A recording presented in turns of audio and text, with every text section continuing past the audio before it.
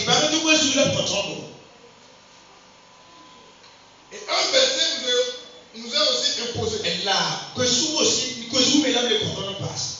Le texte qui nous a été donné ce soir se trouve dans Exode 14, verset 13. C'est 3 thèmes. Et le titre que je vais donner à ce thème, les principes du succès dans le combat spirituel. Je le dis encore. Les principes du succès ou de la victoire dans le combat spirituel.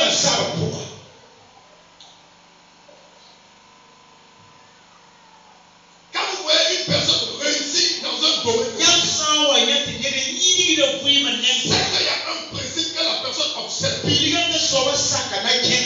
un mystère caché. Et dans le combat spirituel, il y a un mystère caché que tu dois savoir. Et ce mystère est valable pour toujours. Même quand Jésus est venu, ce principe est toujours valable. Voilà pourquoi tu dois être attentif à ce que je te dis. Alléluia. Alléluia. On va se tenir debout. On va faire la lecture. J'avais une personne pour lire. Une personne pour lire. Une personne pour lire.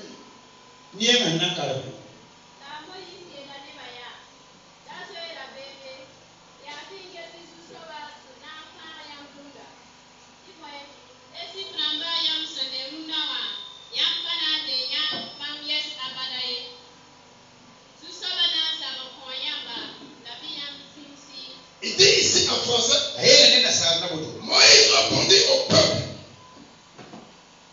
ne craignez rien, restez en place. Amen. Et regardez la délivrance que l'Éternel vous accorde en ce jour. Amen. Sit down.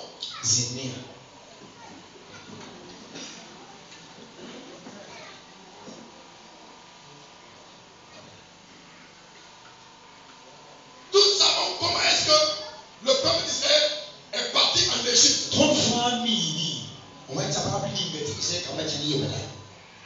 Et comment est-ce qu'ils sont devenus des esclaves? Comme le temps n'est pas beaucoup, nous allons essayer d'aller un peu vite. Allez dans notre verset sur Alléluia.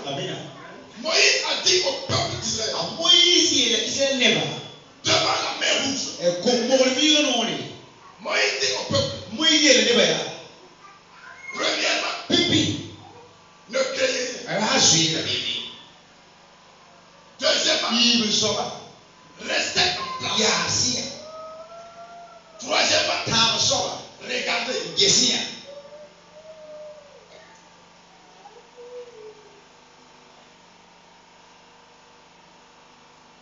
Je peux continuer? Dis à ton voisin, de gauche et de droite, ne craignez rien.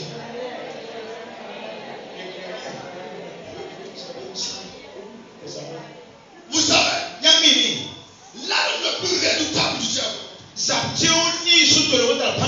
la peur.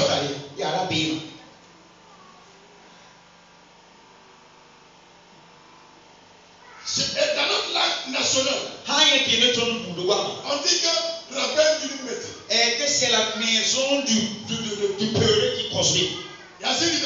C'est faux. Et la maison d'un peureux ne se construit pas. Et la maison d'un peureux là. Une maison ruine ou abandonnée. Voilà.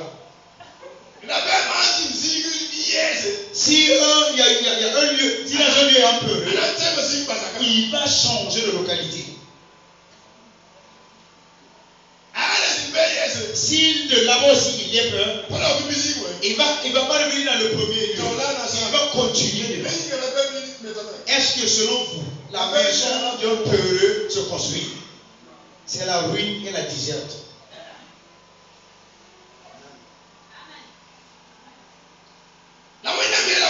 Mais Dieu a dit à Moïse, dis à mon peuple, ne craignez rien.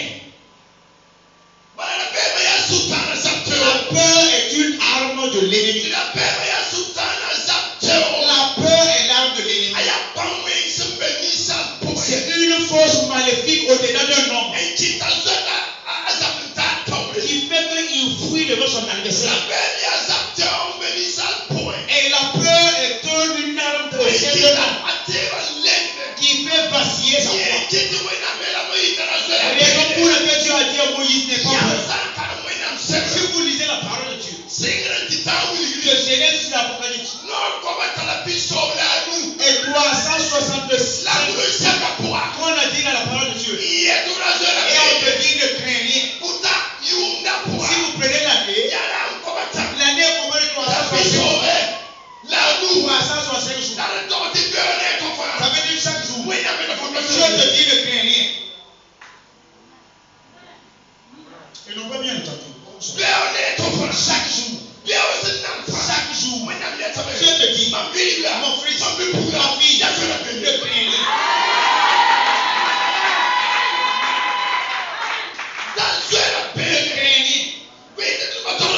Pourquoi on ne doit pas craindre? C'est parce qu'il y a une promesse dans la parole. Jean 14, 18. Jésus a promis à nous. Je ne vais pas vous laisser orphelin. Je serai avec vous. Matthieu 18. Je suis avec vous jusqu'au n'ayez pas peur. Dieu est avec vous. N'ayez pas peur. Dieu Jésus est là. N'ayez pas peur. Et Dieu est là. Et si Dieu est avec nous, nous allons croire les épreuves. Nous allons croire les épreuves. Parce que Dieu est avec nous. Un homme avec une mais si tu as la peur de Dieu, tu vas faire. S'il n'y a pas des épreuves, nous pouvons voir la force de Dieu. Il faut que les épreuves, après nous puissions voir la puissance de Dieu. C'est la grâce de Dieu. Nous ne croisons pas les épreuves. Si Jésus est avec nous, si Jésus est avec moi, c'est de croire des épreuves. C'est Jésus qui croit les épreuves. Mais comme Jésus est avec moi, si nous croisons, et le problème change. C'est après que nous allons faire des grandes choses. Amen. Ne crains pas quand Dieu est avec toi. Tu n'es pas seul dans le problème. Dans la souffrance, tu n'es pas seul. Dans l'épreuve, tu n'es pas seul. Amen. Et Jean 4, 1 Jean 4, 4. 1 Jean 4, 4. Elle a dit là-bas. Mes enfants, ne craignez pas. Car celui qui est avec vous, il est plus grand que celui qui est avec vous. Paul a écrit une lettre. Il nous a pas donné un esprit de timidité. Dieu n'aime pas un peu. Les noms que Jésus a dit dans le livre de Matthieu, que le royaume de Dieu est pour les voyants. C'est pour les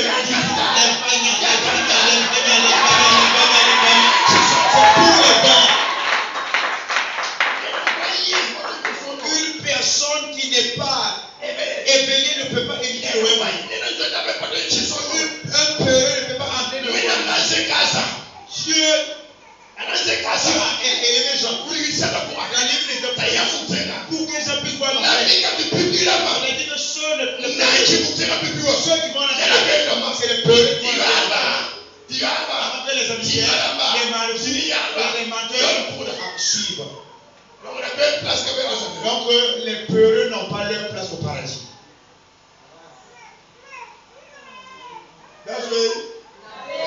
Ne craignez rien. On peut poursuivre. Ne craignez rien. N'ayez pas peur. Amen. N'ayez pas peur. Dieu a donné 3 principes à Moïse. Pour que Dieu puisse combattre, il y a 3 principes. Premier, ne crains rien. Et on a fini avec la peur. Deuxièmement, reste.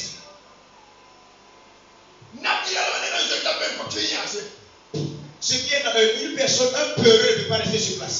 Un peureux ne peut pas rester sur place. Un peureux ne peut pas rester sur place devant une preuve.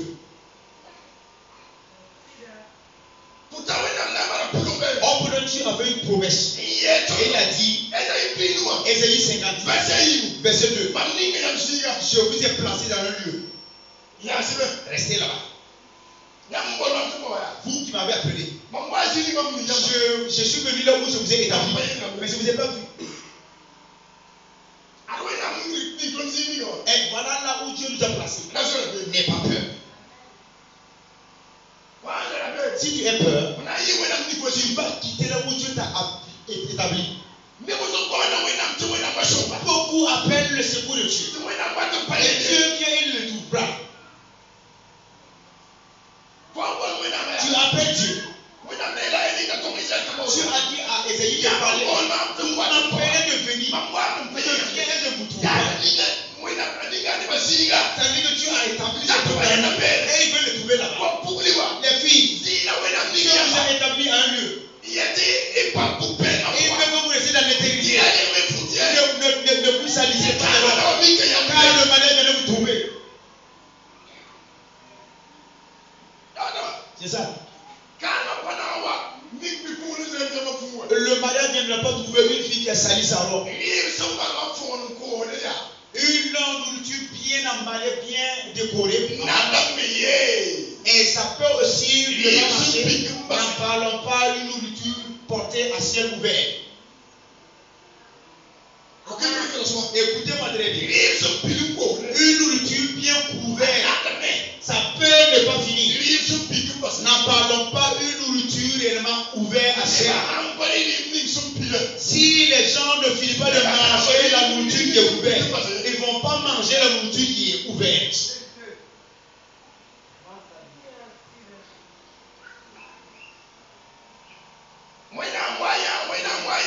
Dieu vient, Dieu vient. Je suis venu, mais je ne t'ai pas trouvé. Oh Seigneur, change mon mari. Change mon mari. Et si le problème que tu parles chez toi, Dieu dit, je suis venu, mais je ne t'ai pas trouvé.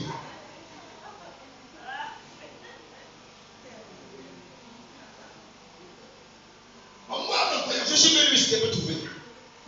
Tu es où?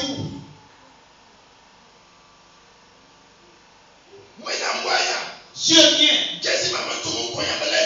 Vois ce que j'ai fait pour toi et bénis-moi. Si vous lisez dans la vie de Ézéchiel, sa vie est pleine de mystères.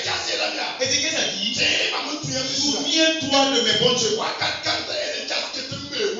À ce moment, Ézéchiel était dans la promesse de Dieu. Et Dieu lui a ajouté 15 ans. Il a dit, Seigneur, viens et viens prier pour Dieu. Dieu t'a donné une œuvre dans l'église. Et Dieu vient pour la récompenser. Pour Dieu qui fait dans l'église. Et il vient trouver qu'il a abandonné l'œuvre. Et Dieu va récompenser une autre personne. Amen, Jésus. C'était la vérité. Viens, Jésus, viens pitié de moi.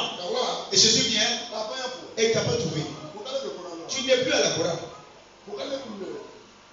Tu n'es plus à l'intercession. Tu n'es plus dans les diacres. L'œuvre que tu fais, tu as abandonné. Il va venir où? Il va venir dans l'œuvre auquel il t'a établi. Tu ne veux plus dans l'éternité.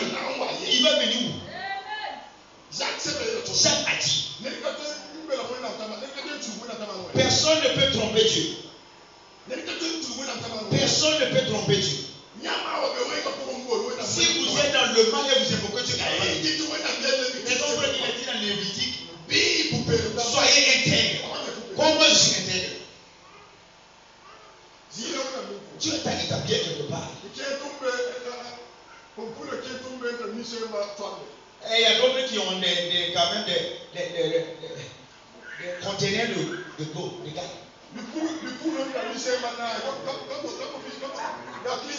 Donc une fille qui a au moins 4-5 gars, vraiment, ça ce sont des clients maintenant. Et si vous voyez vous voulez une sorcière, il faut voir une fille qui a au moins 5-4 gars. Toi tu es comparable à une sorcière.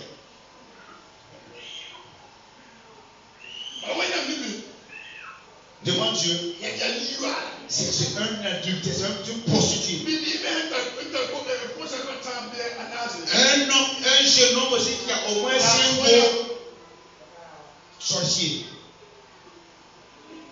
Et il est nommé bébé 1, bébé 2, bébé 3.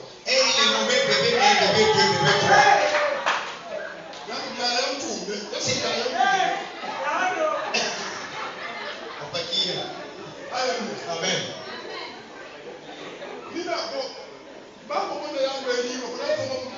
Est-ce que même si la religion était, tu pouvais marier toutes ces choses, toutes ces personnes? Est-ce que tu pourrais marier toutes ces filles-là?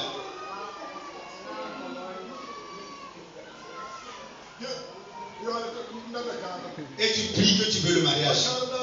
Tu ne veux pas le mariage. Et que les hommes ne sont pas fidèles. Est-ce que toi tu es fidèle? Voleuse, voleur.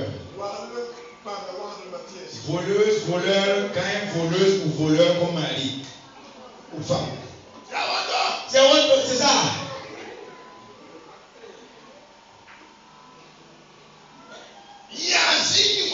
Et reste là où Dieu t'a établi. Dieu t'a établi où? C'est là où il viendra pour te. Il viendra pour te. C'est là-bas qu'il viendra combattre pour toi. S'il vient là-bas te là où tu es, tu ne vas pas te rejoindre là-bas. Parce qu'il ne t'a pas envoyé là-bas. Un jour, Dieu m'a dit, David, là où je ne t'ai pas envoyé, si tu pars là-bas, je ne serai pas avec toi. Si tu gagnes un problème là-bas, ne m'appelle pas, je ne viendrai pas.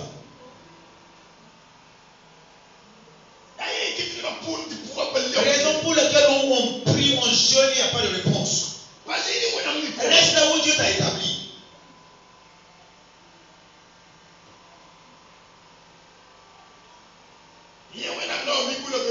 Là, Dieu viendra te trouver là-bas. Reste dans l'intégrité.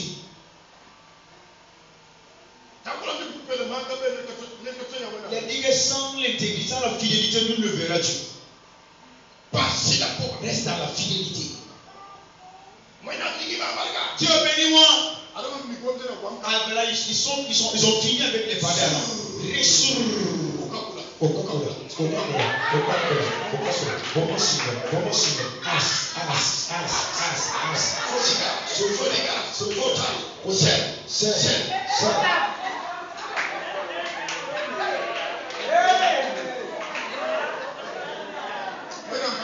Dieu ne viendra pas là-bas. Là où il t'a établi, reste là. Ça ne dépend pas de quel parent. C'est là-bas il viendra.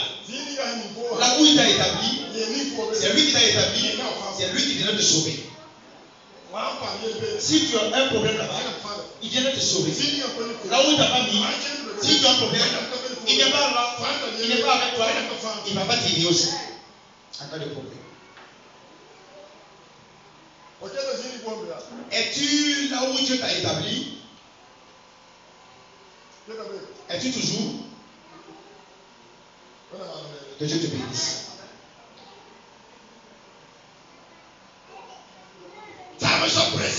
Troisième principe. Moïse a dit au peuple, regardez.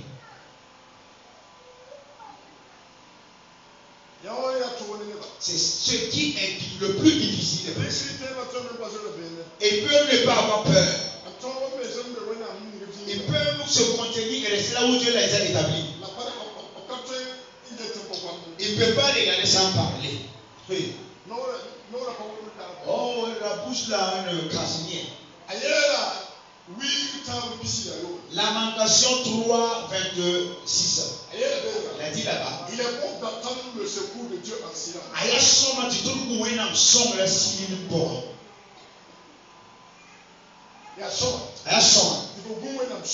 Il est bon que tu attends le secours de l'Éternel dans le silence. Et le silence dont Dieu parle ici, ce n'est pas de rester là sans prier. C'est de ne pas mépriser le nom de l'Éternel. Il faut regarder son nom.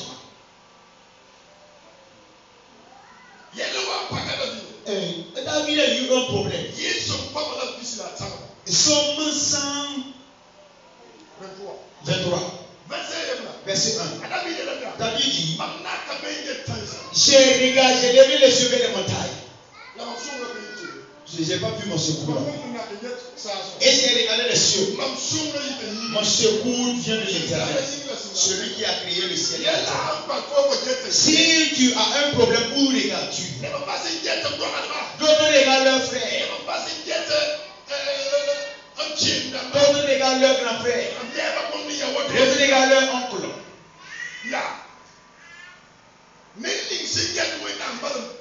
Seul celui qui regarde l'Éternel qui sera pas. Jérémie a dit, malheur à celui qui laisse l'Éternel et qui s'appuie sur les hommes. Malheur à celui qui place ses regards sur un homme. Il est comme un arbre planté dans un désert. Les gens qui regardent les gens et qui attendent le secours de eux, c'est la raison pour laquelle les problèmes s'enfoncent. Mais celui qui regarde l'homme, il a tourné son dos à Dieu. Mais celui qui regarde Dieu, Dieu tourne le regard des gens vers lui. Vous n'avez pas compris. Celui qui regarde à l'homme, il tourne son dos à Dieu.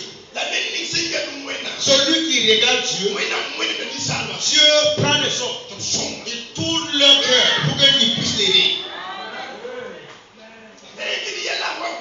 Raison pour laquelle quand David était dans le problème, lorsque Absalom, son fils, voulait le tuer, Dieu a pris les soldats afin qu'ils puissent réellement combattre Absalom. Qui regardes-tu?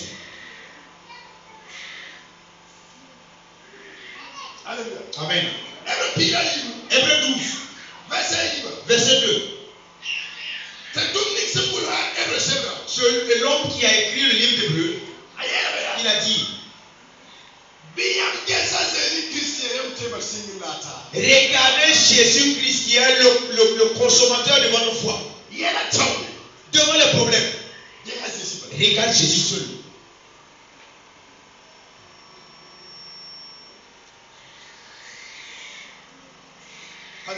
Gloire à Dieu. Le Fils de Dieu a parlé à Nicodème. Il a dit dans le désert, Moïse avait un sceptre.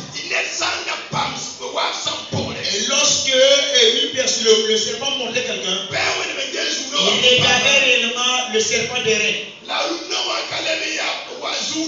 Mais aujourd'hui, à notre époque, ce n'est plus le serpent des reins. C'est la croix. Si tu as un problème, regarde la croix. Et ce problème est vraiment résolu.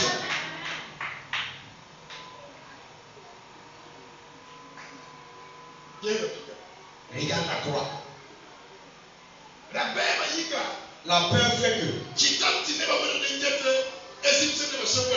ça fait que les gens, au lieu de regarder la croix, regardent maintenant les Égyptiens qui viennent avec leur arme.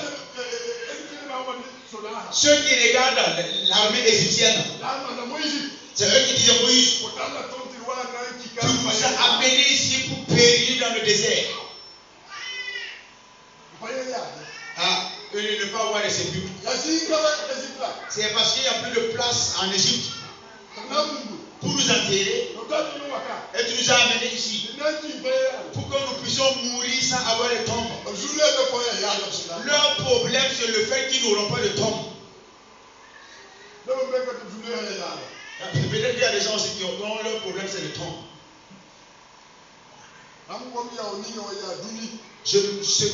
La tombe dont je parle, c'est sur terre. Tu regardes les tirs.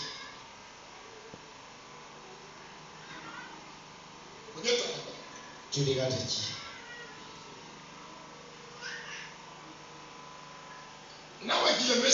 Et nous allons résumer le message. Pour vaincre, pour pouvoir rester et regarder pour ce que Dieu va faire pour lui. Pour résumer le tout, n'aie pas peur. Ne crains rien, n'aie pas peur. Si tu n'es pas peur, tu vas voir ce que tu vas faire.